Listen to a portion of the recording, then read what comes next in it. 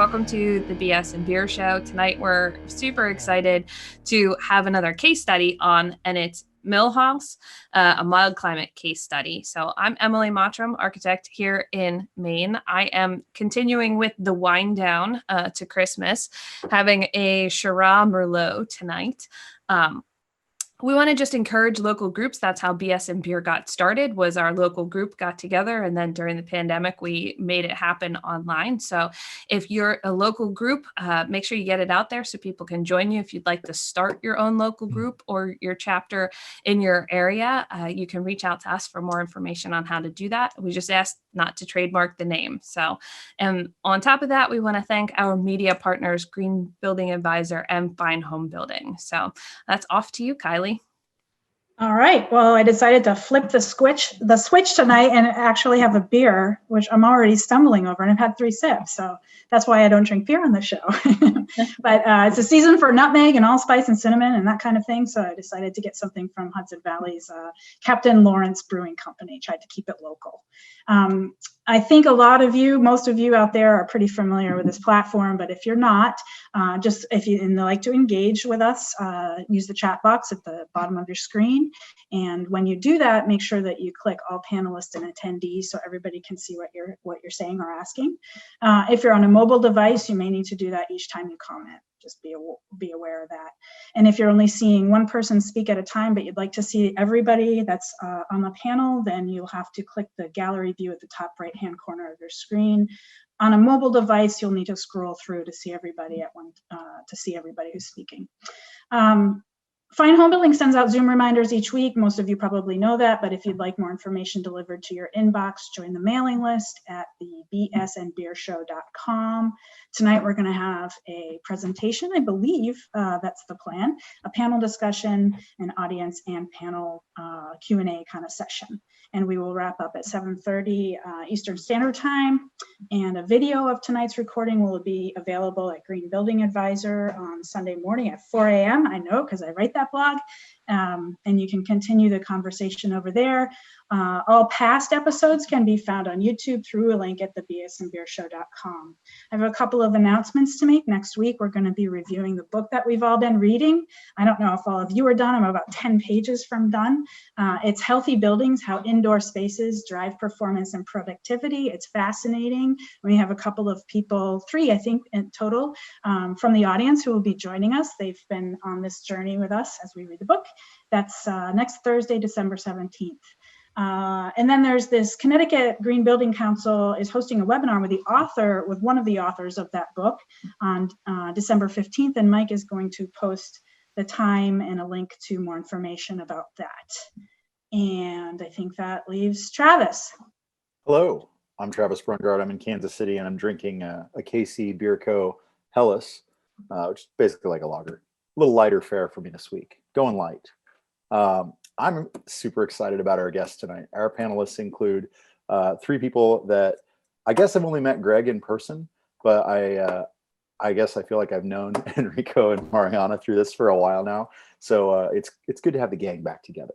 I guess I'll go around the horn and first introduce Greg. Greg Fisher is the founder of Greg D. Fisher Architect, an award-winning firm established in 1993. His practice focuses on simple, progressive, authentic, and responsible designs. His commitment to sustainability has led him to serve as founding steering committee member of the Northern Colorado branch of the USGBC. He's a board member of the Institute for the Built Environment, founding board member of CLEAR, the Center for Living Environments and Regeneration, founding developer of the Lenses, Living Environments in Natural, Social, and Economic Systems framework, and founding board member of the Northern Colorado Rebuilding Network.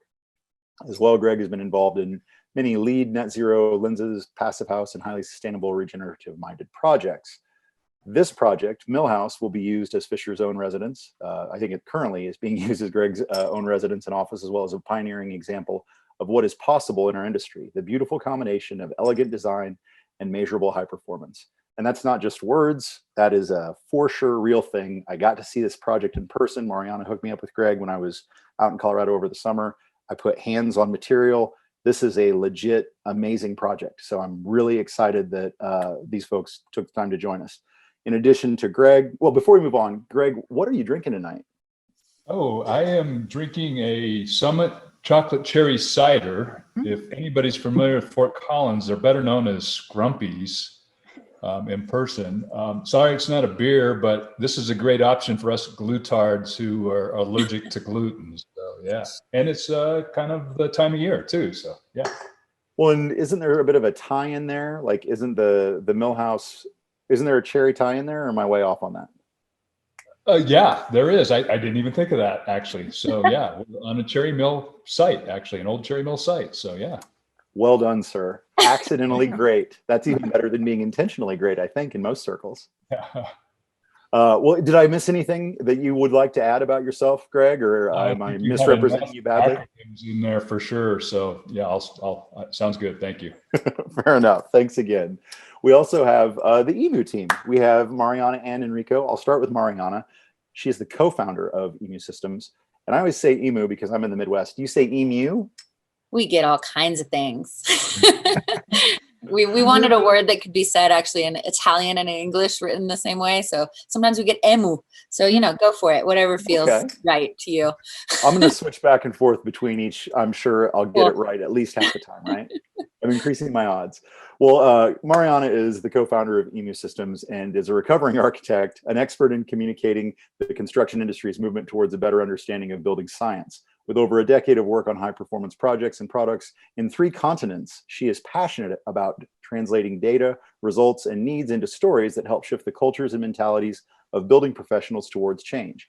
She manages strategic partnerships and the licensing of Emu's CPHT curriculum. She's worked on the Presidential Climate Action Plan. She was founding member of the Passive House Rocky Mountains, is the elected chair of the Denver chapter of the Colorado Renewable Energy Society, and organizes both the Colorado Passive House Happy Hour and the Green Drinks Denver meetups. Tonight, Mariana's drinking. I'm also going with a local classic, the Odell's 90 Shilling. That's a great beer. Good choice. Haven't been out of the house for a while, so that's what I have on hand. You're fresh back from vacation, right? Didn't you do some like a quick trip? You're just. I went and I bought an Airstream. No way. Oh, cool. That's going to be a total tangent, and we'll lose 2 hours on the Airstream. I know. Later. Total envy. Well, congratulations on your new purchase, and thanks again for joining us. Thanks. This is now the time where I just completely butcher Enrico's last name. This is Enrico Bonilauri. Is that right? Excellent. Plus, you've seen baristas misspelling my name, so you've done a nice. I have. Your Instagram feed is rife with greatness. I love it. Enrico holds 2 master's degrees, one in architecture from the University of Parma, Italy, one in design science from the University of Sydney, Australia. As a registered Italian architect and CPHD, he has worked in Australia, Europe, and North America. He specializes in building envelope design and analysis, informed by the thousands of hours spent on construction sites.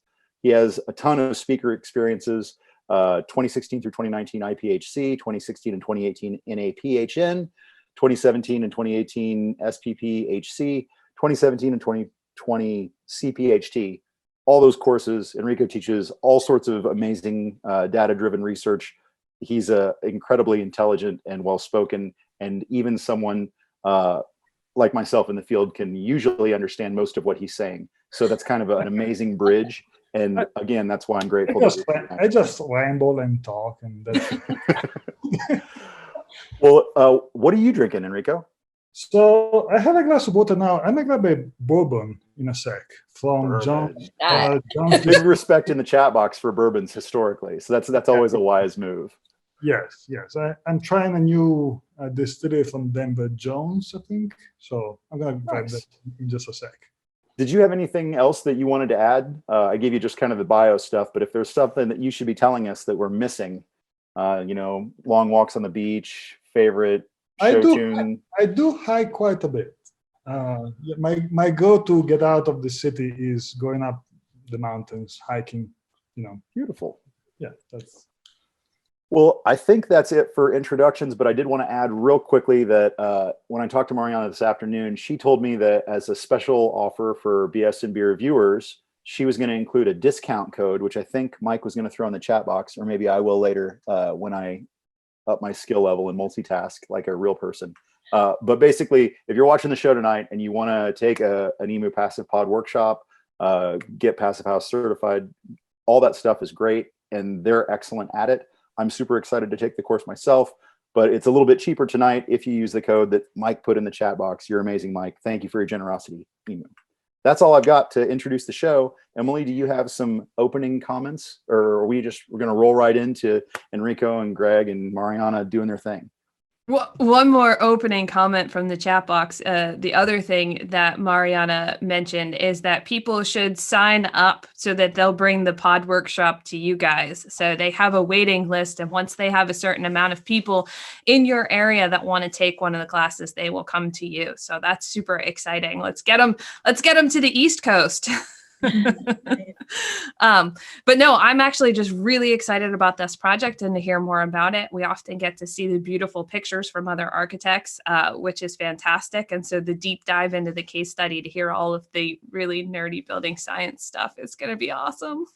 So actually, I don't know, we might have to give you permission to share. Okay, all of you can share, so I'm not sure who's kicking it off tonight. I will kick it off briefly, and then I'll let the boys go to it, and I'll be around for questions if anybody has them. But I did want to kind of explain what our pilot program is that Greg is a part of, and why we're so excited about this project.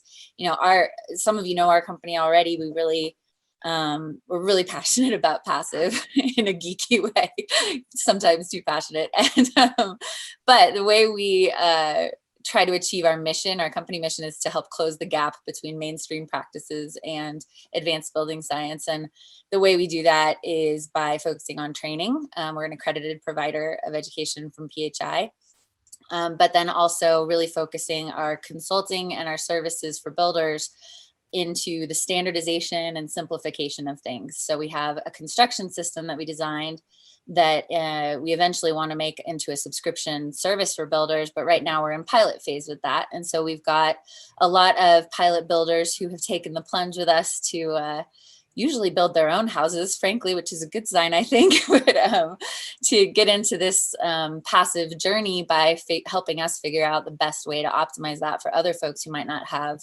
the same kind of dedication to learning curve. So we really want to thank Greg for being a part of our pilot program. And I really want to thank him because I think you mentioned in my bio, I'm a recovering architect. Between Enrico and I, my background was much more design. His was much more kind of on the engineering side. And I just am so excited to see design-driven projects popping up that are achieving passive. You know, back in the early days of passive, it was kind of engineer-driven boxes. And I really believe that beauty is a part of sustainability. Something's beautiful, it's not going to be torn down in the future. People are going to want to preserve it. So happy to see super design-driven project like this. And thanks to Greg and to Enrico for working with Greg on this. And I'm going to let them get geeky with y'all, and I'll be here for translation and less geeky questions. So I'm going to share my screen here, and I am not an experienced Zoom presenter. I've been on many Zoom meetings, but not as a presenter. So hopefully I don't fumble this too bad. As you have started. There you go. And then Enrico and I are going to kind of go back and forth a little bit as we go through things. So as Travis mentioned, we're calling the house Milhouse, and the impetus behind that name is twofold. One, we are on the site of a former cherry mill. There's a building to the right of this photo that remains from being a cherry mill. Now it's a house, and it's been, you know, modified and added on to 1,400 times. But this was part of a cherry mill, so wanted to use that as a metaphor. And then, of course, House, H-A-U-S, the German spelling of house, so the connection to passive house. And so when I think of old mills, and I'm using that as a metaphor for our design, I tend to think first of kind of pure gable forms with a lot of exposed timbers or steel, exposed structure in some fashion. And so we kind of wanted to call upon that. And so that's first evidence probably in these end elevations, more than even in reality. You can see these three kind of pure gable forms connected together with these flat roof hyphens that have more exposed steel and structural elements. And then in our case, the gables are asymmetrical, A, to kind of be a little bit more expressive, and B, to allow for these clear story windows to occur above the lower flat roof areas. And then you can see this more in reality from this front-on shot. In addition to the pure gable forms, we've kind of got these white corner accent elements, and all the entry elements, or all the entry wall planes are also done in white. And here's a shot from the east side. Forgive all the stuff that's being stored there. We just moved in, and obviously we got to do some landscape yet. So when we started the house, our goals were to downsize from the house we were in previously. Our son has become an adult, and the house was designed for 3 kids. We were only able to have 1, so it was time to downsize. We also wanted to push high performance and sustainability, and I wanted to push my own design exploration. And when I started out, I thought I would end up with something radically different than our previous house. This is our previous house in the image here, which happens to be just across the ditch from our new house. That's as far as my wife would relocate. So this house we did in 1993, so 27 years ago.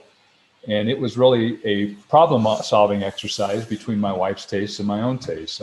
My tastes are more modernistic, and in this case, more postmodern, kind of in that era. And my wife grew up on a ranch in Montana, and her tastes were more traditional. And so this was really problem-solving to kind of create a modern farmhouse. Now, I had no idea all these years later what a thing modern farmhouse would become. And I'm not saying we invented it, but we were just problem solving, but interesting to see that happen. And so again, I thought I'd be doing something different, but was surprised to find how much we still were resonating with a large portion of this, particularly my wife. Couldn't let go of the gables, and couldn't let go of some white elements. And then, you can kind of make sense of the fact that the sites are next to each other.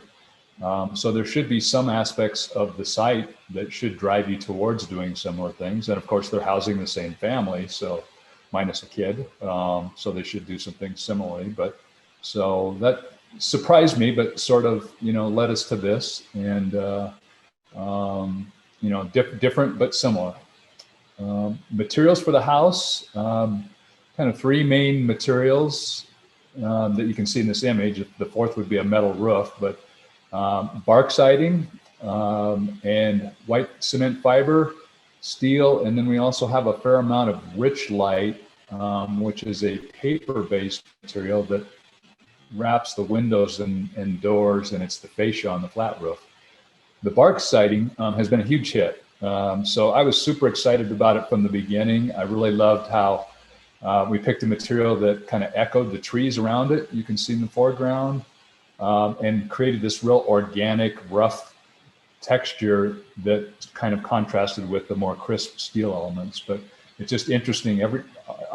Hardly anybody that sees the house doesn't comment on the bark in some form or fashion. It's pretty interesting. It also, by the way, is the first cradle-to-cradle product in the U.S. And if folks aren't familiar with cradle-to-cradle, ask a question. I'll explain that later.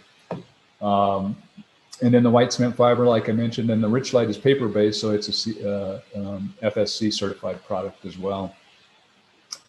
And then you can see, like I mentioned before, the white elements. So those are kind of a nod to my wife to make her happy with having some white elements, and then also kind of accentuate again that bark.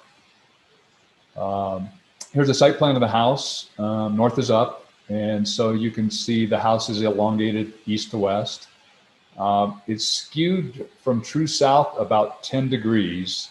And I initially had wanted to have it parallel that north property line, which is about 20 degrees off of true south. And the interesting thing was the influence of that on the passive house modeling. I think most rules of thumb out there, including Enrico's rules of thumb, are, as long as you're within 20 degrees of true south, you're not going to do yourself too much harm. And I think that remained the case here. But interestingly enough, when we got into some design pH work and doing some modeling, For those of you that know, the maximum heating demand in Passive House is 15 kilowatt hours per meter squared per year.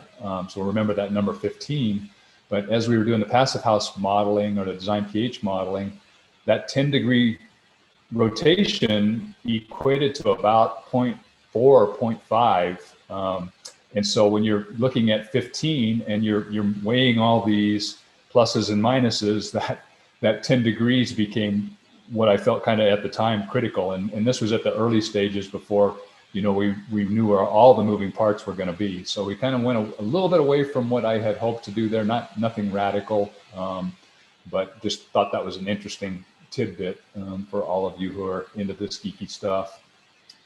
And again, you can see the elongated accesses there. This next slide is the main level floor plan. And so I highlighted in gray kind of those three gable forms. And so what you're seeing, the bottom rectangle is the primary living spaces of the house, the kitchen, the dining, the living area. The middle rectangle is more the bedrooms and offices and bathrooms. And then the top rectangle is the garage and my shop. And then the white strips between are those flat roof elements. The house is about 3,200 square feet. I find it interesting to note whenever I'm doing Passive House or Passive House-like, how much square footage the extra wall thickness takes up. I think it's something that maybe doesn't get talked about sometimes, but there's about 200 additional square footage of floor area, you know, just going from a standard 2x6 wall to the thicker walls. So I think something of interest. The house is, like I said, we were hoping to downsize, didn't downsize quite as much as I originally hoped to, but the house is basically 2 bedrooms, 2 bathrooms, and 2 offices. My wife and I both work from home even pre-COVID, so those offices were important to us. And then it's set up that we can put a bathroom in one of the offices and convert it to a bathroom for somebody else down the road. Here's a few interior shots. So this is the kitchen area looking off to the southwest.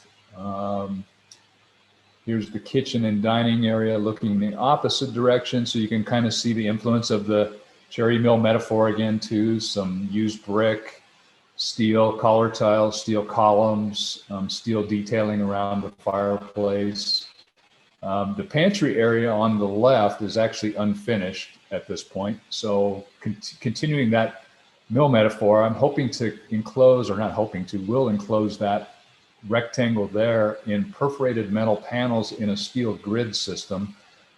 Stay tuned for that. But the idea is kind of, the metaphor for that would be, this is sort of the tool crib of the cherry mill. In our case, it's the pantry. So that won't be quite as revealing as it is right now. Living room area. So again, seeing the brick, double-sided fireplace, and more of the steel elements. The shot on the left is the coffee bar. The shot on the right is actually of my studio. We have a little loft space up above. We don't have a basement since our water table is high, so that's kind of our basement, if you will. And I happen to be sitting to the lower left of that, in the lower left of that slide, if you could see a little further over, and if it was a live show, but a live slide. So Passive House. I have worked, as my introduction mentioned, I've worked in several different systems, building certification systems, several projects, you know, going lead route, going net zero route, going other less well-known certification system routes. And it's been part of my practice on most projects I do for probably the last 20 to 25 years of my practice. Prior to that, you know, I always practiced good building and good design, but I wasn't as converted towards sustainability as I certainly am now. And so through exploring all these things, I think they all have their strengths and weaknesses. But I became fascinated with Passive House about 10 years ago and have been involved with a couple of near Passive House projects, but this is my first fully certified Passive House project. The thing I appreciated about Passive House was I felt like it was the most rigorous towards energy and towards comfort, and also maybe the most quantifiable and most based in building science. I think that there are things that Passive House leaves out that maybe apply more to commercial projects or multifamily developments than single family, such as transportation and water consumption and materials and so forth. But I really appreciate Passive House for my own project, for this single family project. I also, as Mariana said, wanted to demonstrate, and I'm not unique in this, and there's lots of great architectural examples of Passive House out there, but wanted to demonstrate, at least for our area, that good design aesthetics could remain a part of Passive House. It didn't have to be a basic box. And I also was strongly committed to being certified. I certainly can understand why some others may not feel the need to be certified and can build to the same level. And I've participated in those kind of projects, but for me, I really wanted to take one all the way to make sure there was no corners cut. Several other projects I've been involved with, I would say they've all had great intentions and have produced great results, but you don't quite know what corners are cut, until you actually do something that has been certified. So I wanted to prove that out. So that started with me taking a course from Mariana and Enrico a couple of years ago, the Passive House tradesperson class, and becoming certified that way. And then that further led to becoming a part of the pilot program that Enrico and Mariana mentioned. And then might give Enrico an opportunity to talk a little bit more about that here. Yeah, thank you, Greg. So this slide summarizes a little bit what we have currently in the pilot program. And the pilot program is really a way for us to bridge the gap between the training when somebody comes and takes a class and the first actual Passive House project that they get to work on. In our experience, we see that without the pilot program, you may take the course and then it may be years before not only you have a project that wants to go there, but before the builder or architect feels confident enough in taking that step. So we have created this program where we have pre-designed the pieces of the Lego, depending on different climate zones. And we have an example here on the right-hand side depicting a typical double stud wall assembly for climate zone 5 and its correspondent for climate zone 2. So same goes as far as achieving the building certification, clearly resulting in very different R values, different strategies for air sealing. But really the program is a way to take people that take the training and assisting them through their first project by helping them with pre-design components. Pre-design means right now we have individual products like 2x4s, 2x6s, insulation boards and whatnot. And really in this kind of buildings, not just Passive House, but buildings that become airtight, they want to be durable, they want to be comfortable. We really need to look at the envelope as the end goal. The envelope becomes the product. The product is no longer the individual pieces. The assembly is the product in combination with the mechanical system and things like that. So that is the philosophy we put behind the pilot program. This is site-built, but has a lot of the philosophy that is behind prefab, for example. We're trying to help builders bridge the gap between the theory and the practice of the first build. Yeah, and as this map shows, we have a bunch of projects, climate zone 5 through 7. We have a project in climate zone 2, so we pretty much cover the full spectrum of climate, and we have retrofits as well as single family and multi-family now. So we have quite a few projects right now. So we're getting a lot of experience, and we get these builders to talk to one another and share experiences beyond what we bring to the table. We also have now Tully, that used to be our first pilot builder. He works with us right now. So we kind of absorbed that as a resource in our staff. So talking a little bit about the design process that we went through, started first with me, working in the fashion predominantly that I normally work in, doing some massing studies. I'm thinking about proper orientation. I'm thinking about window locations. I've, for many years now, always attempted to elongate the east-west axis of projects. I think most of you all know why that is. But also kind of discovered through Passive House that maybe has less meaning, whereas Passive House seems to be more about compactness than it is about elongation to the south side. But it still has a positive factor, but it did hurt me on the form factor in the end. But anyway, started with these massing models, and as you can see, at this time it was a 2-story house. And developed this to a place where I felt comfortable with it, and then launched it to Enrico. And so then Enrico carried the ball for a while doing a preliminary Passive House review. Enrico, would you like to elaborate on that? Yeah, so as any design goals, including Passive House or including any green building goals, the sooner you can start with goals into the early stages of the design, the easier it's going to be to achieve those goals, and the lower is going to be the cost. So we typically execute a whole building modeling of a preliminary stage of the project, where we factor in different variables that may be on the table at some point. And the image on the right-hand side here shows the 3D model of Greg's in one of the early stages where it still had 2 stories and things like that. But we factor in this case, orientation, different types of insulation, different types of windows.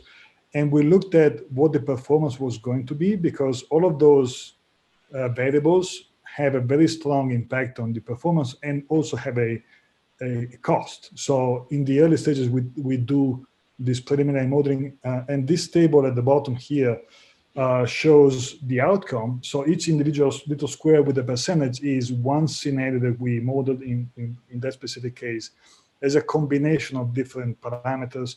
And what was highlighted in orange, and this table is just a sample, is not associated with Greg specifically, but what is highlighted with the orange dash line is a series of combinations that we recommend from the energy, comfort, indoor quality point of view, to go back to the design team and see, hey, okay, we have these few options that look good on the Passive House end.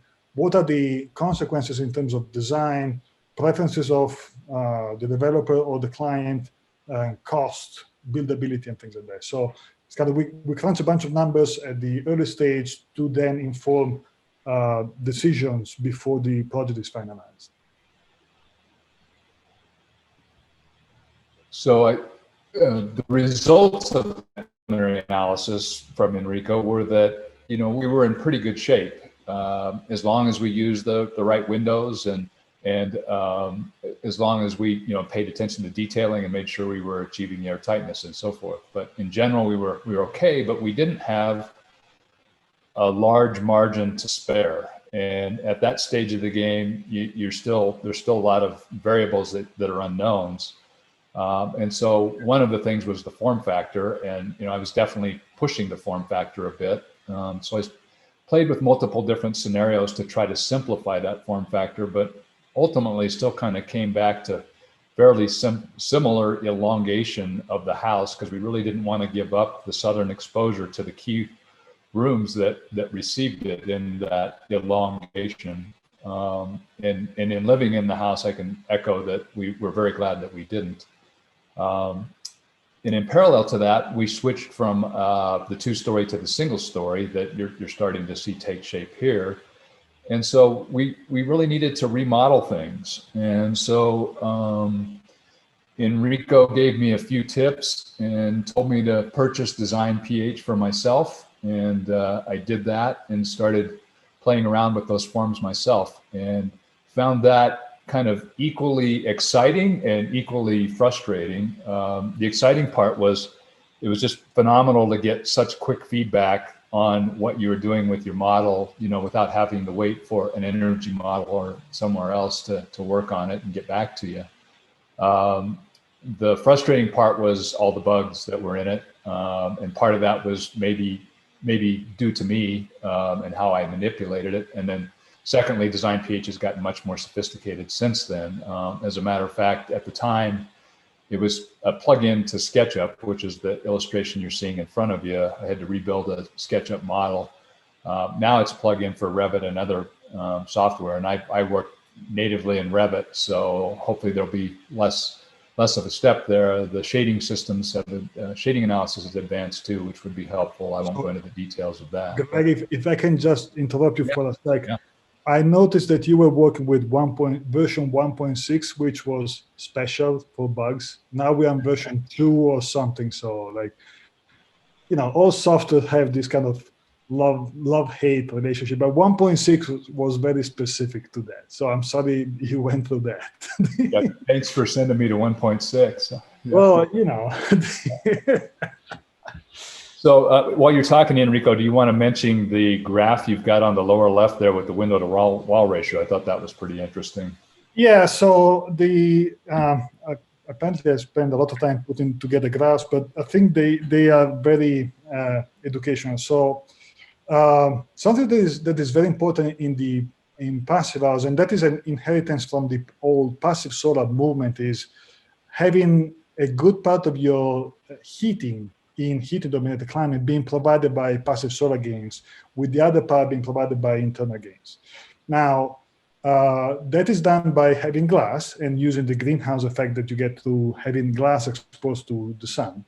And there is not a rule on how much glass you have to have per orientation. Typically, the colder the climate, the more glass you need, because you need more solar panels. Your windows and doors glazed areas become your solar panels, literally. So in this graph on the left, I crunched some numbers in Greg's project and looked at by building orientation, by downward, southward, north, upward, whatever. I looked at typical ranges that we see. And Greg, if you don't mind going back to one slide, I think you flipped forward. Thank you. So you see, starting from the left, you see downward, north, east, south, and west. Yeah, you want this slide, right? Oh no, I want the Design PH slide. This one, okay. Because I'm talking about the graph on the bottom left. And I put together a typical minimum and a typical maximum for each orientation of the building in climate zone 5, that are the two orange and brown little horizontal lines. And I also graphed what we have in Greg's case, that is the blue circle. So in this case, especially for east and west and definitely south, we have more glass than we typically have in similar passive houses in the same climate. And I think this compensates a bit the fact that the form factor is higher than we typically have in single-family passive house buildings. So form factor is how much envelope area you have per square foot of treated net floor area. So the more envelope you have, the more heat losses you have. And in this case, the more glass you have, the more passive solar gains you have. So while we are higher on the heat losses, we're also higher on the passive solar gains. And because passive house is all performance-based, this worked out in the end. Yeah, an interesting segue I didn't get into, but I can't help myself right now, but is at the time, the version of Design PH didn't allow shading devices to be porous, in other words, like trellises or things like that. And so I would have actually probably explored opening up some of those trellises to get some more gain in some cases and less in others. But software at that time wasn't sophisticated enough to do that. And it is way more sophisticated now to be able to do that. Just a side note. Yeah. Now it is based on a fully ray tracing shading calculation. So it's considered more sophisticated right now. So in terms of the envelope, the systems, the elements were all based on recommendations by Emu and Enrico. And those of you on the probably are well aware of how Passive House works, I'm guessing, but basically Passive House doesn't mandate how you build your assemblies. It mandates how they perform. And so there are infinite ways to achieve a Passive House. And Enrico has spent a massive amount of R&D time looking at different assemblies and approaches, and had kind of narrowed things down to an approach that he felt, and I agreed, that was maybe more builder friendly, more based on typical wall assemblies, just doubling them up and so forth. And so that's what we're doing here. And it was my interest also to promote Passive House the way Emu is, and trying to make it more mainstream for builders. And so trying to put a project out there that maybe, put that foot forward. And so that's what we're doing here. So the assemblies are listed on the left there. I'm not going to go through each item of those, but in essence, the primary system is a double wall system with a service cavity. So we basically got an outside 2x6 wall, and outboard of that is a WRB and a rain screen on the siding. And then on the inside, we have a 2x4 with a gap between the 2x4 wall and the outer 2x6 wall. And then inboard of that 2x4 wall, we have an interior intelligent air and vapor control layer. And then inboard of that, we have a service cavity that the wiring and plumbing runs in, so it doesn't penetrate the vapor and air control layers. And then that's insulated and drywalled. And then some similar assembly at the roof, although there's 3 different roof kind of scenarios, but it's a generally similar approach. And lots of insulation underneath the slab. So you can see basically our slab is R40, walls are around R50. The roofs kind of vary from R70 to R90. And then triple pane, smart windows, high quality windows, made in Colby, Kansas, by the way, Travis, but to smart wind technology, German-based technology. The mechanical system, basically we, as many of you know, Passive House, with the way it makes the loads so low, it sort of flips the equation on HVAC systems, so what used to be the low efficiency systems now might make sense in such a low load situation, and high efficiency systems don't necessarily pay back. And this is one of the places where you can save money with Passive House, is by scaling back your HVAC systems. We, however, my wife and I opted to not fully take advantage of that. Tax credits for ground source heat pumps and geothermal heating made the equation a far more better scenario for us. Those tax breaks are, as probably are reducing, and maybe will go away unless the next administration changes that. But we could have easily done this with a mini split system, but we opted for an air source heat pump in that scenario. But we opted for a ground source heat pump and in-floor radiant heat, primarily because when we were making this decision, we were touring Europe at Christmas time 2 years ago, and we were freezing our butts off. And every place we went that had a little piece of radiant floor in the heat, we were just like, oh, we're staying here. But we're not unhappy that we made that decision, but we definitely could have saved some money by not going that route. But so we have a ground source heat pump. It's only a 2-ton system because of the low loads.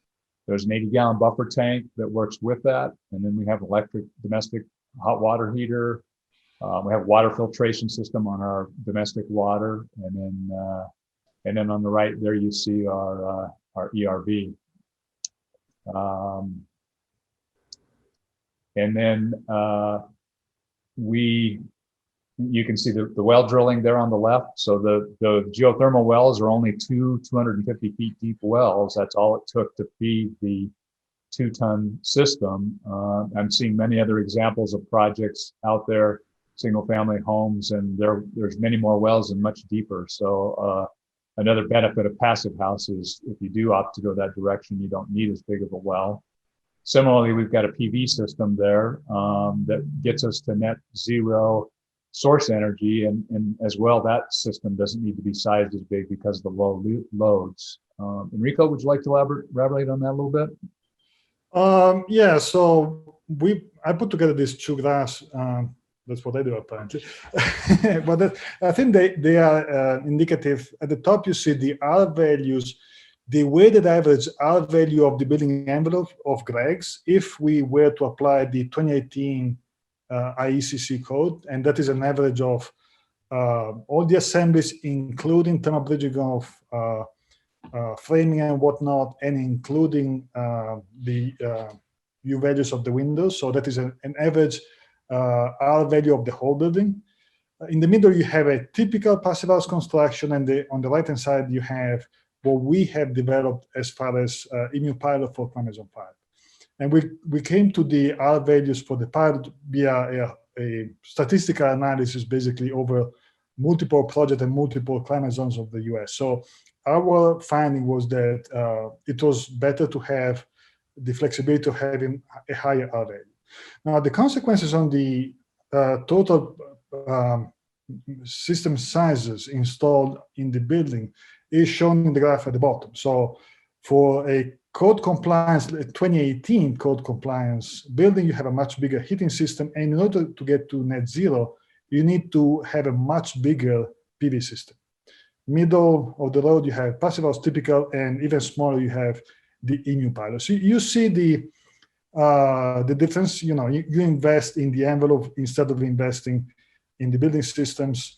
Passive house buildings have been around for decades, and so insulation and membranes and the envelope, as long as it remains dry, it can last for a very long time without any significant loss in performance. Whereas mechanical systems, they are considerably more complex in the way they're built. They have moving parts, and so their lifespan is considerably shorter. So looking at life cycle and cost, this is one of the reasons why we stick to the envelope approach in order to have much longer durability in addition to comfort. So what is good enough? Enrico, turn that back to you. Yeah, so expanding on what is good enough in terms of design. What is the frame of reference that we use in designing buildings and building components?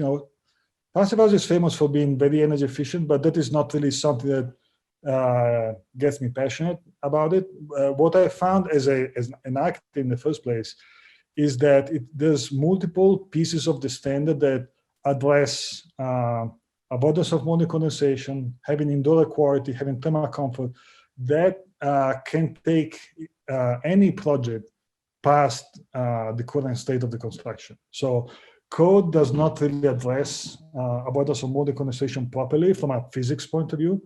And the more we build buildings that are airtight, the more risky it becomes.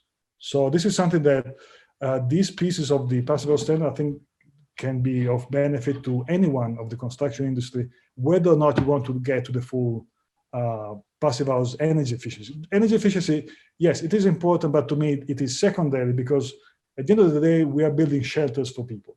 That's my philosophy behind it. So the table on the right-hand side shows two very important criteria that are built in the passive house standard. The hygiene criterion is the way to assess the risk for mold and condensation inside the building. And it's done by the FRSI factor. That is something, this is one of the results from thermal bridge modeling. And it tells you that by climate, you're going to have or not risk for condensation or mold. And the second criterion, the one on the further right-hand side, is thermal comfort. The colder the climate, the more thermal protection you need, the more the weakest link of your thermal envelope, that is the transparent components, have to be better. So, for example, in climate zone 5, that is where Greg's project is located, we have a maximum allowed U value for windows or for any transparent components of maximum 0.15. This is an installed U value. Code right now allows windows uninstalled to be 0.30, so twice as much heat losses. And there's an expectation when you buy a new window that you're going to be comfortable. There's an expectation when you buy a new product that that product is going to do its job. And that is not the case for windows or doors, because a 0.3 U factor window in climate zone 5 will result in 50 degrees temperature on the internal surface. So whichever temperature your room is at, you're going to have different temperature that your body feels, and that is uncomfortable. Whereas with a 0.15, you're going to have a minimum of 64 degrees on that window temperature. So that is a significant part of the passive house standard that, yes, it results also in a much better energy efficiency, but it really addresses comfort and avoidance of mold condensation. Just to give you like a short description. And these two details in the middle show how we address the same detail in different climate zones. At the top, we have the double star wall system that Greg used. And at the bottom, we have the equivalent for climate zone 2. And if you notice, under the floor slab in climate zone 2, we have no insulation because it is a predominantly cooling dominated climate. And the slab is not thermally broken in climate zone 2 because the temperature is so mild, we do not have the risk for condensation. Whereas we do have the thermal break between the floor slab and the stem wall in climate zone 5 in order to have a high enough FRSI value to avoid condensation. So that is kind of the philosophy that is behind passive house. But I think when we are trying to define what is good enough, having condensation is not good. You can have a net zero building with condensation, and that is not a good building. So in trying to identify what is good enough, I think these are the parameters to look at. Yeah, I think the takeaway there too is having some science behind the decisions that you make. You know, when you're weighing different choices in different systems, it's incredibly valuable to have something to lean back on and see if it's all making sense as a package, a more holistic level of thinking.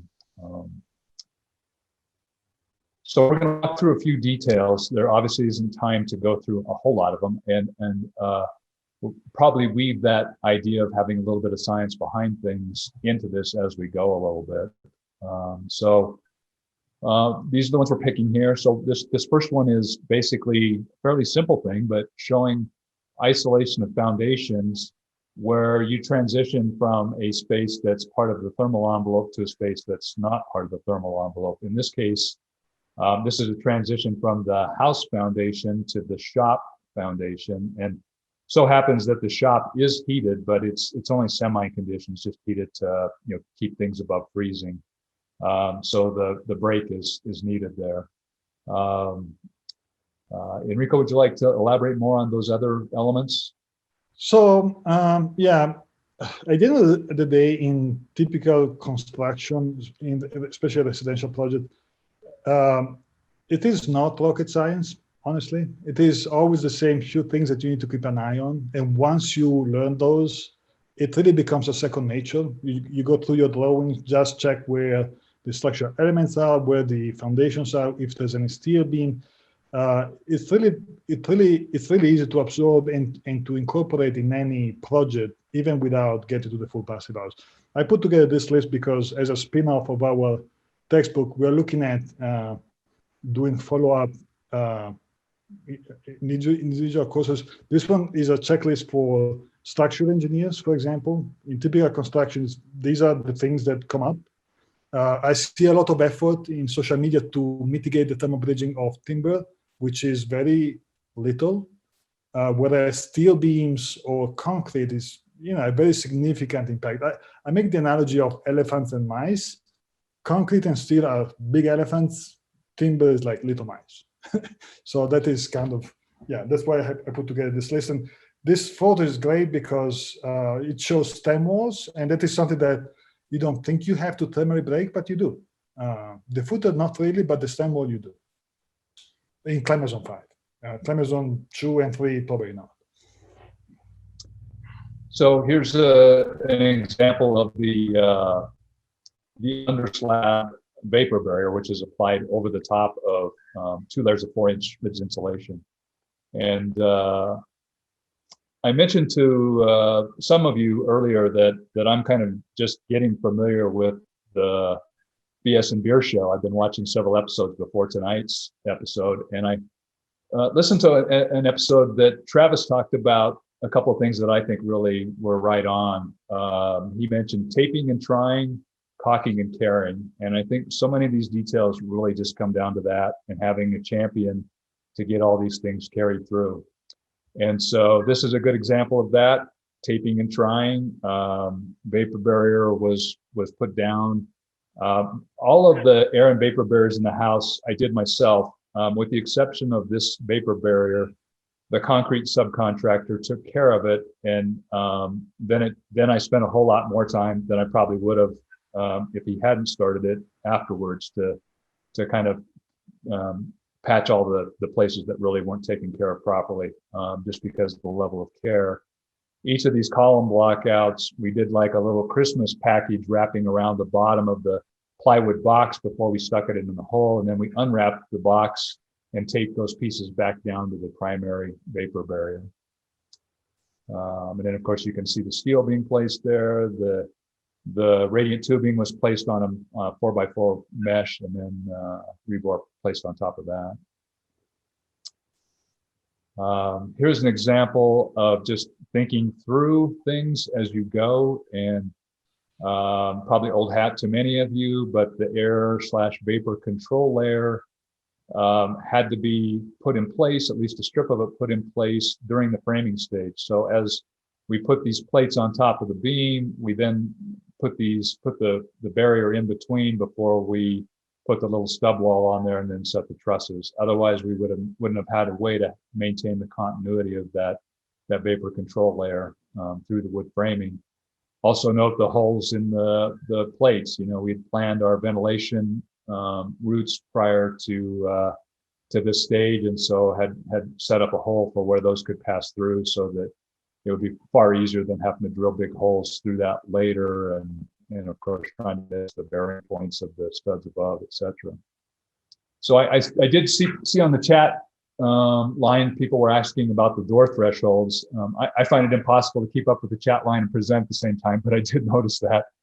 And we definitely did interrupt our slab. It does not go out the door openings. And this was probably the most challenging detail on the entire project. And I intend to apply a lot more thinking about this before I do it again, or did it, if I was to do it again. But you know, the typical detail, as you all are aware, is the slabs get poured through a block out in the top of the stem wall. And, you know, typically nobody's too concerned about the flatness of the top of that block out because you're just pouring a slab through it. And so this is a lesson learned. I wasn't thinking about the top of those blockouts very much myself at the time we poured them. And so then when it came back time to do this detail with these lumber tracks that go from the top of this foundation wall back and sit on top of the insulation, and then ultimately all this bears the weight of these big sliding doors. The fact that the top of that block out in the stem wall wasn't level became real problematic. So you can see here I had to individually dado out all the plates and also shim or chisel down concrete to get everything to plane out. So this was a much more cumbersome detail than it would have had to have been had we had the forethought to just make sure that the top of that block out was flush. Still a challenging detail, even if it is level. But yeah, so this is photo one of that process. So, Greg, if I can jump in just a sec. On my end, when I design this kind of details, thresholds are always the hardest because you typically have very small spaces. You don't want to do a very big buildup of that detail. You do need to have your water control, your air tightness, your insulation, and then people want to open doors and walk in and out and step on your threshold. So it is difficult. To me, thresholds are the most difficult details to design to begin with. So, you know, I think I agree with you. This was probably the most difficult detail of the project, and it is the case in most projects, in my mind. Yeah, I agree. Obviously, if you had a crawl space and didn't have slab on grade, the whole equation changes too. But yeah. So then the next stage, there's a series of slides now kind of walking through the window and door detail. So now this is a window sill, but similar in concept to the door threshold. So the next stage is to kind of cut these tapered blocks that give you a slope to create positive drainage. And then the jambs were also built out so that they would flush with the windows. The windows being smart wind windows, European design. You can the outer portion of the frame is covered with insulation wrapped around, and so it basically gave us an opportunity to not only do a really good job insulating those and wrapping that around, but also kind of a really nice, clean architectural effect that we could have all of our jambs and our heads totally flush with the jambs and heads of the windows, such that it almost just appears as a plane of glass, with the exception of the sill. So you can see the jambs there flushed out, and we had to individually shim those to get that to happen. Here's kind of next step. This is back to a door instead of a window, but now you can see the insulation, Rockwell insulation in between the framing members. Had to be Rockwell, of course, because it was going to still get wet at this point. And then you can see the next step back to a window. You've got OSB on top of that sloped portion, and this is ready to be taped.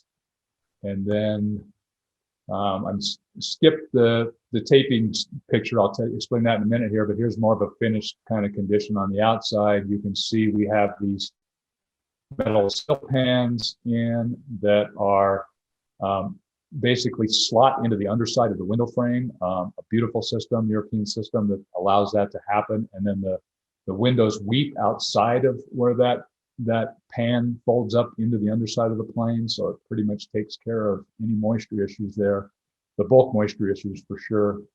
And then these pans had to project out from the wall plane a fair ways to cover the rain screen and the varying thickness of sidings and plane out with the finished details that we have on the jambs and the head.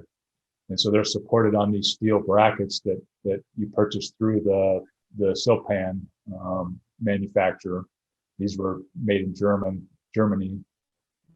And then a little trick that we discovered as we were going, didn't anticipate it ahead of time, but it's really difficult to get the OSB sloped sill set up just to the right depth that you can have enough tolerance that you can slip the pan in, but then also try to maintain tightness so that pan does not vibrate. So the solution we ended up with through trial and error was actually some expanding foam tape on the top of the OSB to the underside of the metal. And so we set the pans in and then let the foam expand and make the pan tight.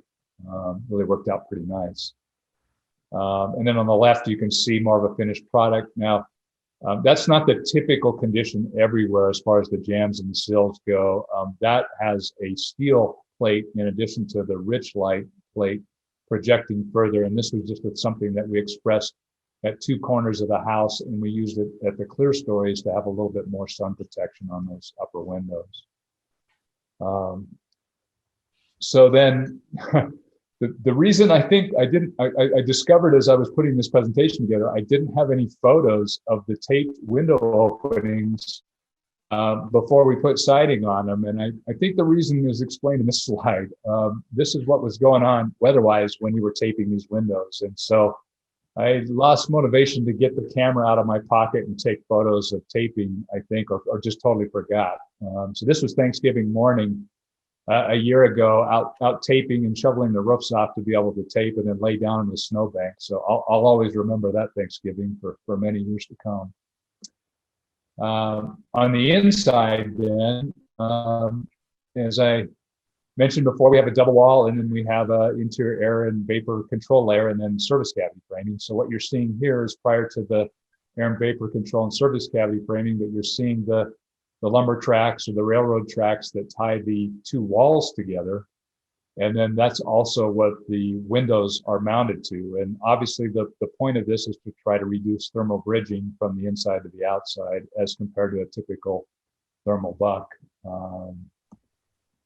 And then here is the top of the window set in place, and we pre-taped all of the windows before we stuck them in the opening so that we could get a good tape hold on those windows, and then ultimately tie that into the interior air and vapor control layer. Here's sort of the next step. You can see now the air and vapor control layers in, and most of the service cavity framing is in, and most of the insulation is in between the walls. And what you're seeing here was a little bit of a sequence challenge.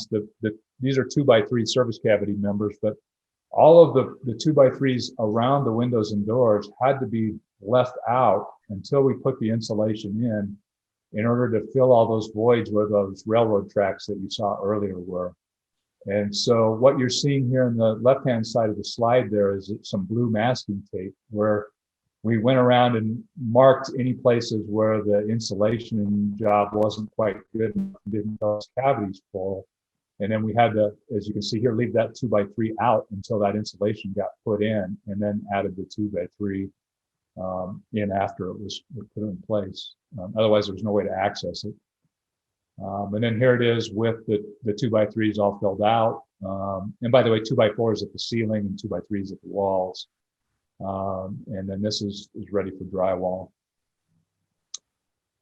Here's an interesting detail. I'll let Enrico talk in a minute, but this is basically where a steel beam meets an outside wall. Of course, it could be a huge thermal bridge.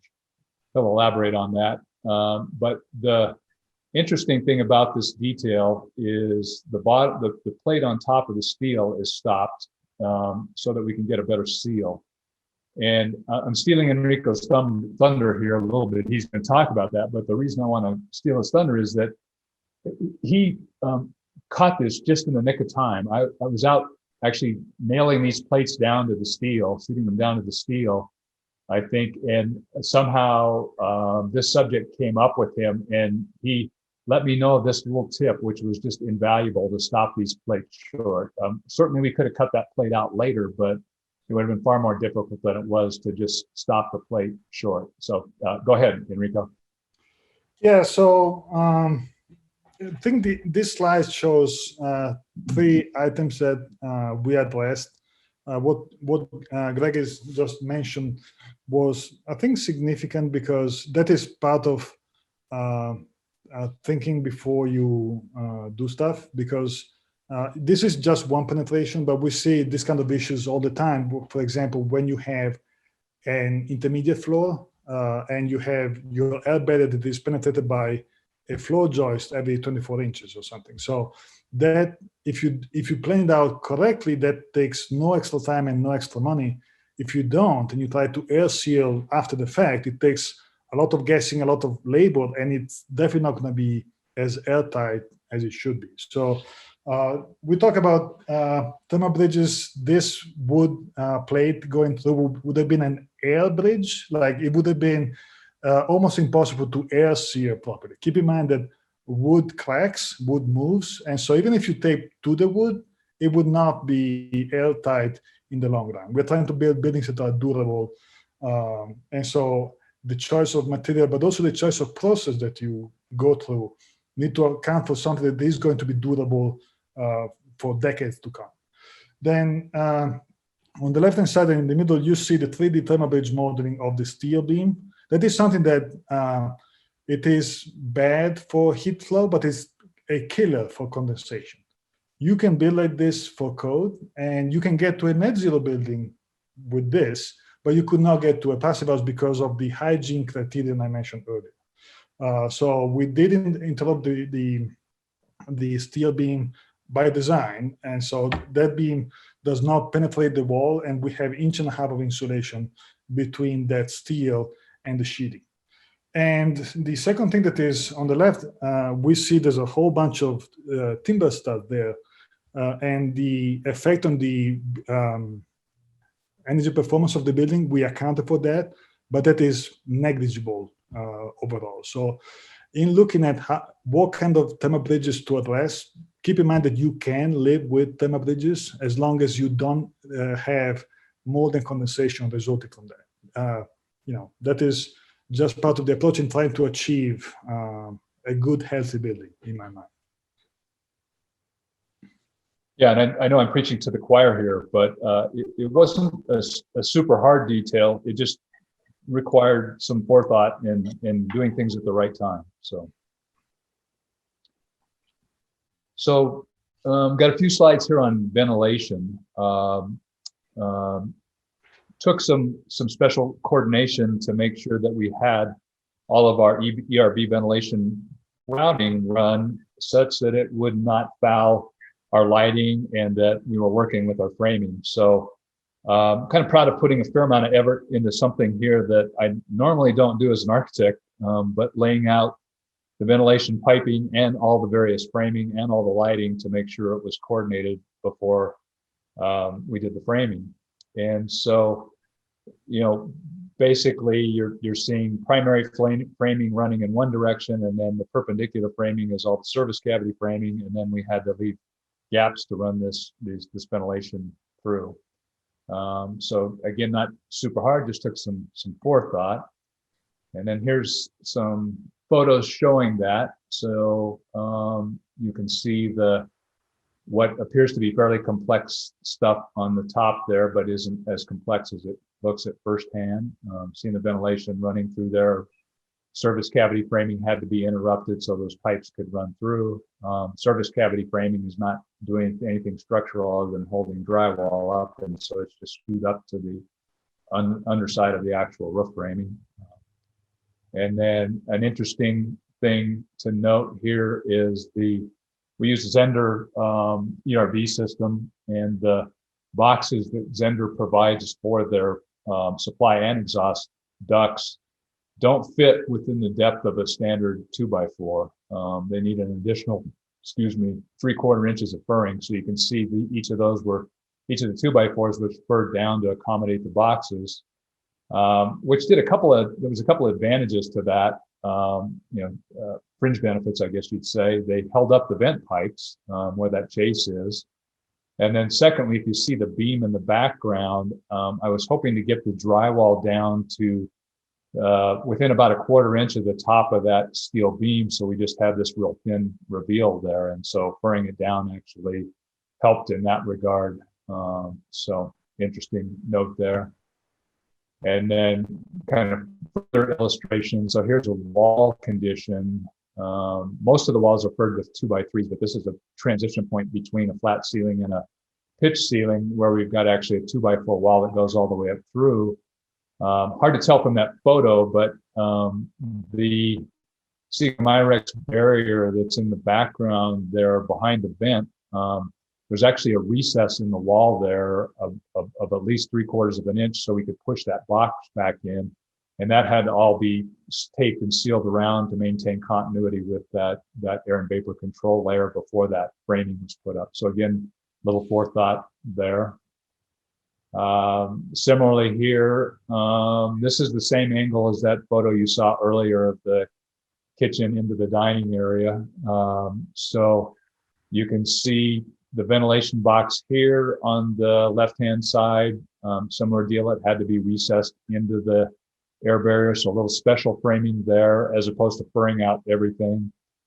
And then also of note is the steel collar type brackets there.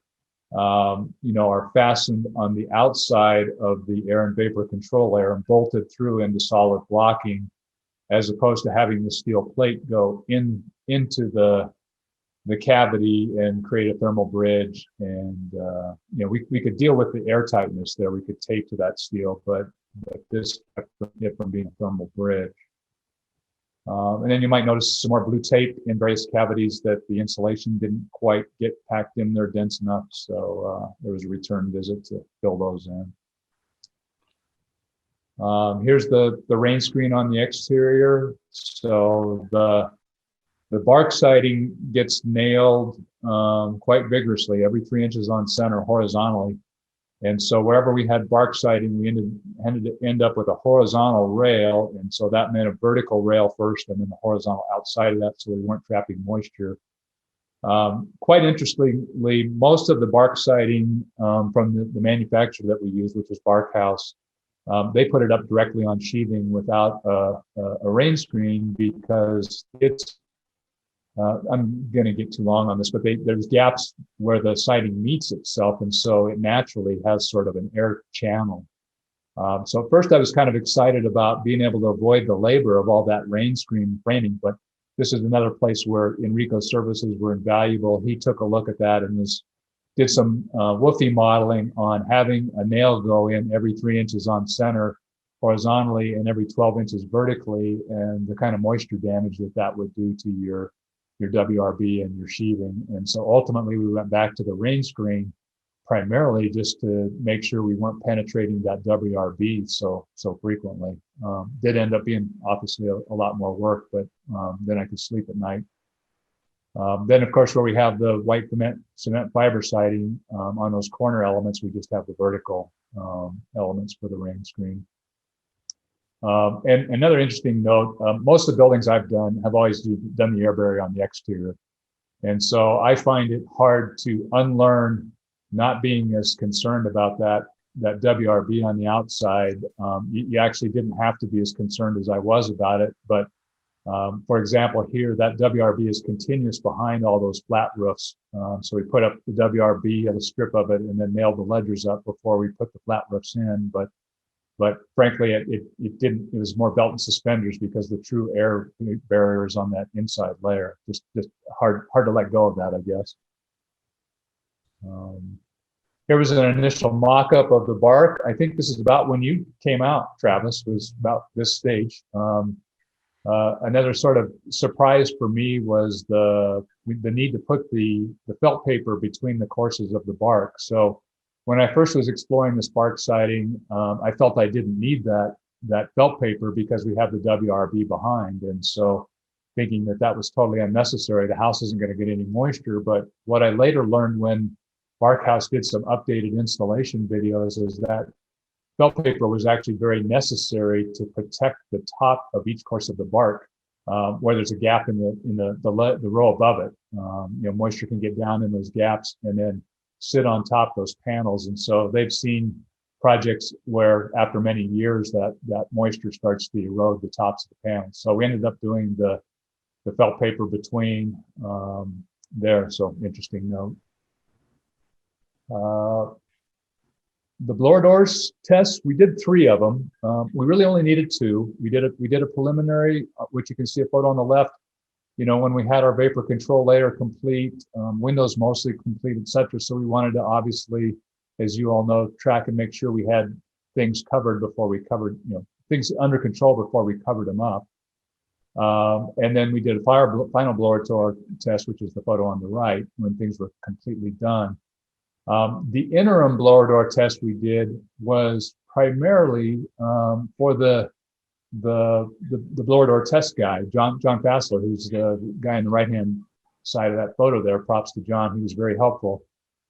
He was using some new software for his devices. And so it was really a benefit to him to come out a second time, because he doesn't get to do a whole lot of passive houses, and kind of do some double checking on his equipment. So it was helpful to him, but it was also helpful to me because at that point we had the service cavity insulated, and so we had more subs that had been on site and more potential damages that could have occurred. And we discovered a couple of things with the fireplace that we were able to improve, etc. But really didn't need 3 blower door tests. Just needed the 2, and really only 1 for certification.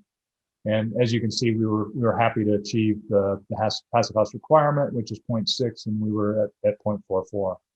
And that was despite having a form factor that wasn't great. I felt a little bad about that number at first. I always said I just wanted to hit 0.6, but after I saw some other projects being much lower, I guess I got competitive. But Enrico assured me that the form factor contributed a lot to that too. But very happy with the results. So. Here's a little slide on ERB and the necessity of commissioning that and so forth. And Enrico, I think you'd like to talk a little bit about this. Yes. So ERBs provide fresh air to airtight buildings, and we're in a situation right now where for commercial buildings, if you do have an airtight building, you are required to have an active mechanical ventilation system. Whereas for the residential code, that is not yet the case. Passive house does require in 99.9% of the climates and all the climates of the US to have an active ventilation system in order to provide fresh air. And they can be extremely energy efficient in terms of recovering sensible heat, so heat, as well as moisture. And that is where in dry climates like Colorado, we typically specify ERVs because you recover the moisture. But also we have the same effect in very humid climates. So for example, in the pilot in Georgia, we are also specifying an ERV to keep the moisture out. Something that is extremely important to address is that this mechanical ventilation system are designed to have a total ventilation rate in both supply and extract. So they need to be balanced with one another. You don't want to overpressurize the building because that will push air from the inside the building into the assemblies, driving moisture into the assemblies. Nor you want to depressurize the building because that would drive fibers from the insulation and from construction debris into the building. So you want to have the building as balanced as you can overall. Now, something that is also crucial for this system to work properly is that you design ventilation rates room by room, and you do need to commission the system so that you get those ventilation rates room by room. That is what is shown in the graph, in the table at the top right-hand side of the slide. This is with the white background, those are the design ventilation rates for extract and supply for Greg's house. And in yellow is the commissioning of those ventilation rates. The photo of the funny cone at the wall shows the commissioning of one outlet just to measure exactly how many cubic feet of airflow you get. And that has to be matched closely to what was designed. It is impossible to get the exact same number, but you do need to get close.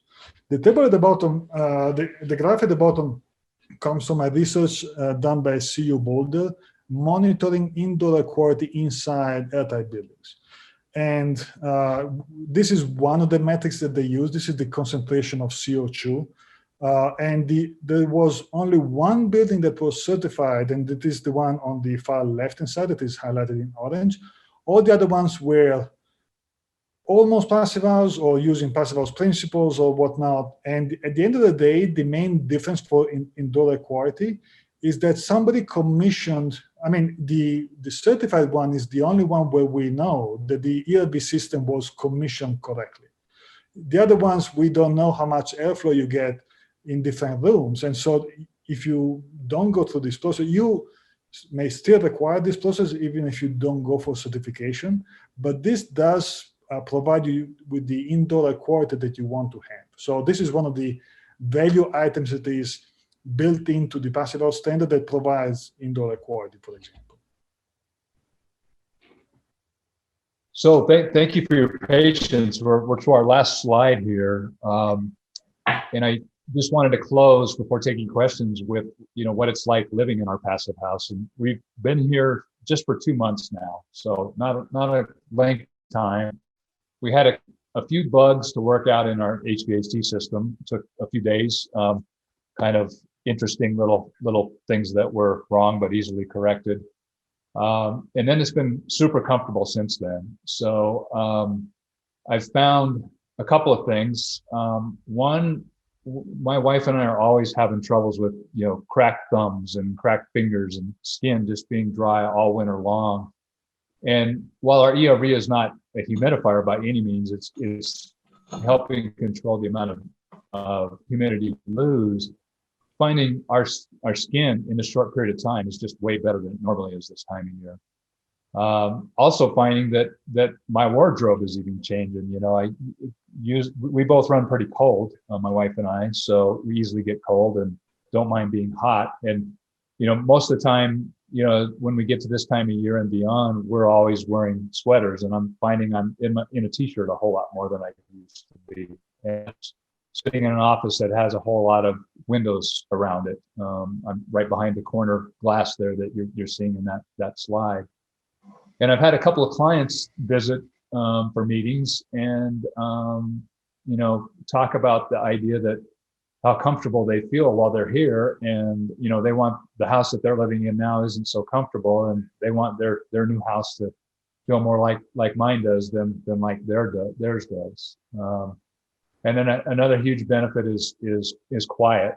So we're on a state highway. The house is running on not a heavily traveled highway. It's between, you know, a town of 150,000 and a town of 20,000, but, you know, fair amount of traffic, and it's super quiet when those windows and doors are closed. So just, you know, a huge, you know, sense of comfort here.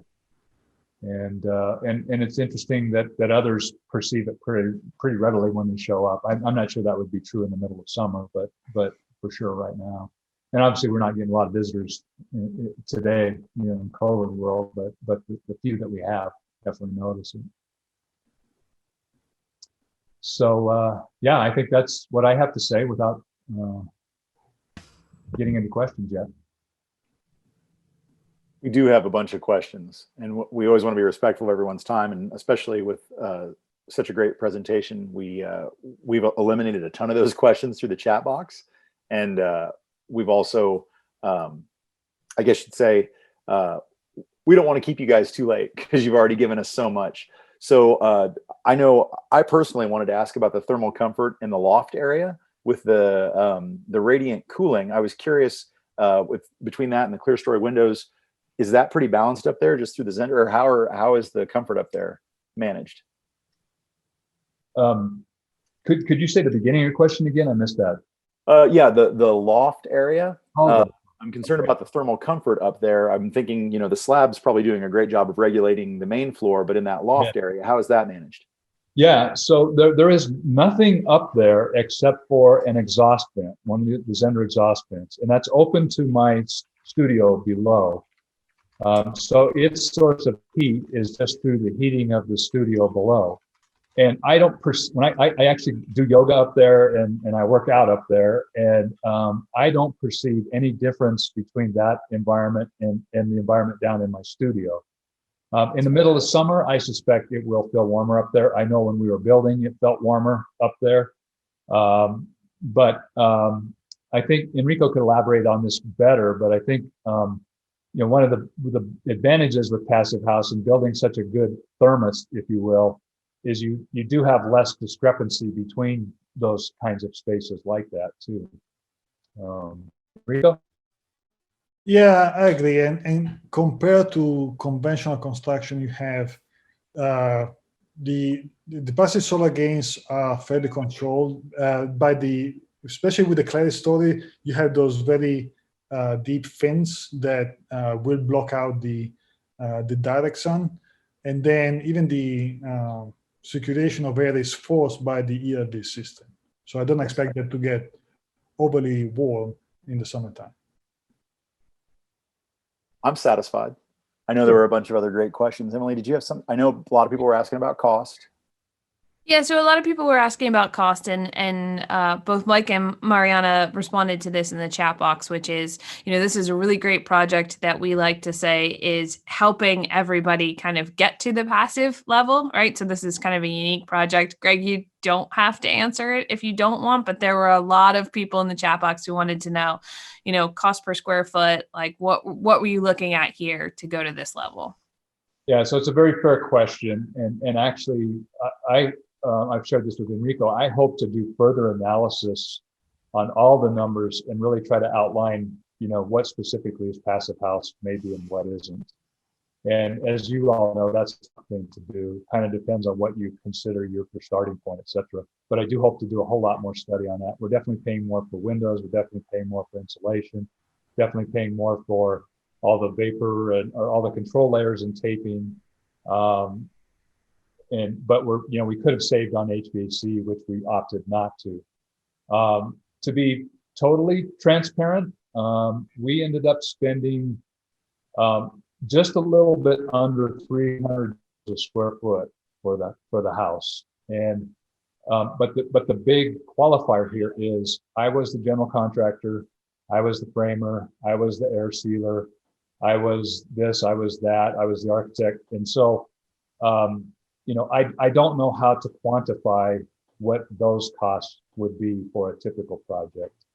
But I do hope to, in the coming months, be able to pull out the things that I can readily quantify, like, you know, the double wall versus a single wall and the added insulation, et cetera. I can quantify that stuff. Yeah, so I hope that helps a little bit, and I'm happy to share more, because there's a lot going on here that has nothing to do with Passive House that increases the cost. I think that's obvious, probably.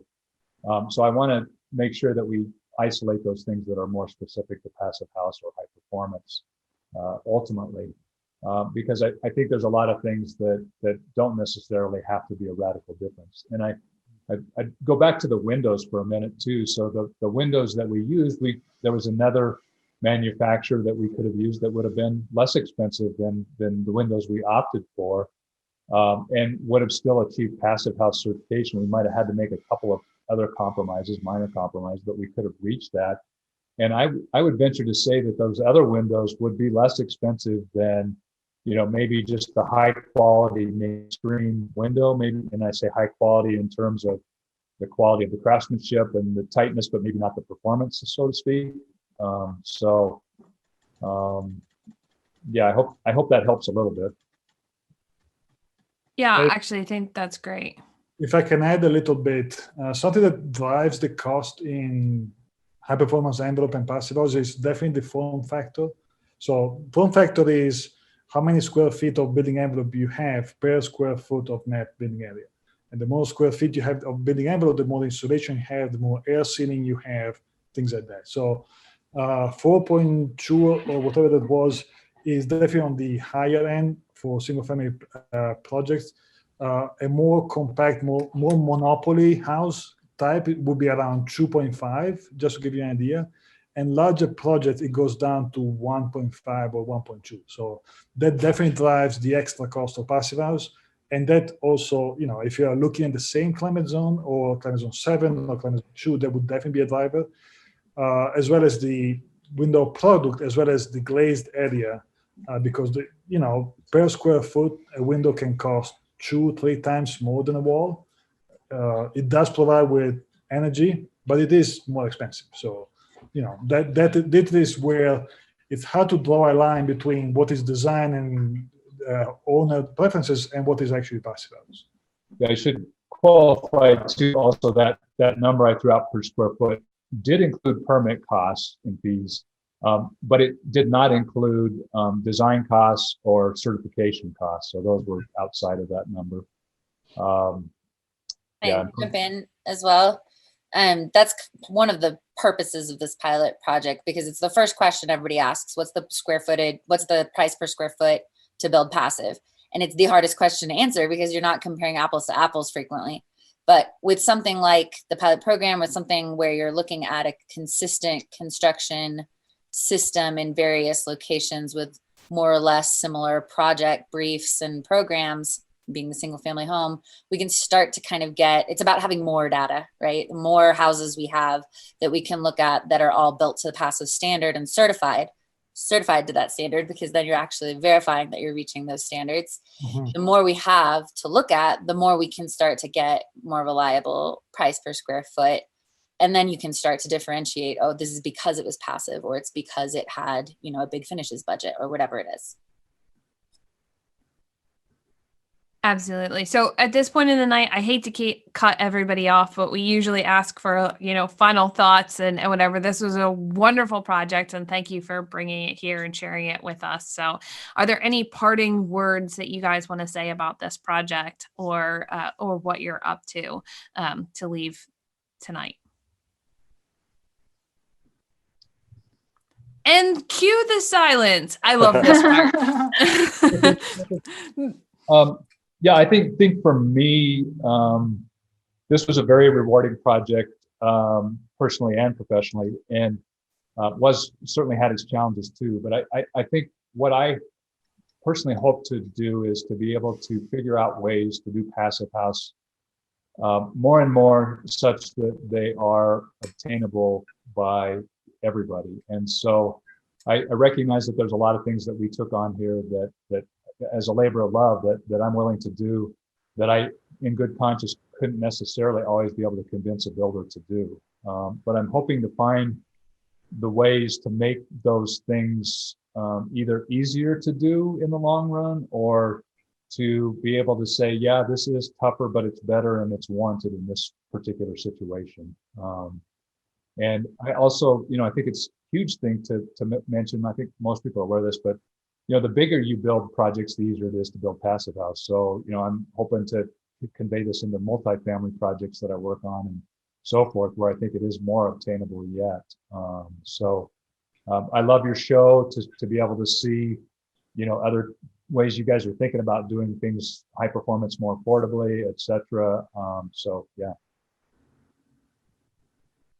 Yeah, well, I think the industry needs thought leaders like you to bring it to a more functional way for other people to join in, and Mariana said in the chat box, we'd love to see US manufacturers jumping on board with some of these great European technologies that we have. And the more people that start doing it, unfortunately, somebody's got to start it, right? So that the market starts asking for it. And that's where we're headed. So again, thank you so much for joining us tonight. And because we didn't get to a lot of questions in the Q&A, if people would like to ask some questions in the post that goes up on Sunday on GBA, feel free to do that. And I'm sure that Greg, Mariana, and Enrico would be willing to chime in to get some of those answers to you folks that didn't get addressed tonight. Definitely. We want to thank you guys for inviting us back again. Really appreciate it. And again, another thank you to Greg for being one of our brave pilot builders. And like he said, we think education is everything, knowledge is everything. So groups like yours are just so incredibly fantastic, because there's just a genuine passion that you can see in your group for wanting to learn more. And that's, where it all starts. So thanks for having us. It was our great pleasure. I'll see you guys in Colorado. Thanks again for everything. And Greg, if you decide you want to move, just go ahead and don't list the house. Just let me know. I'm going to go cut off some limbs, sell some plasma. That's my dream house. Thanks again. My first call. Good night, everybody. Thanks all. Good night. Thank you. Appreciate it.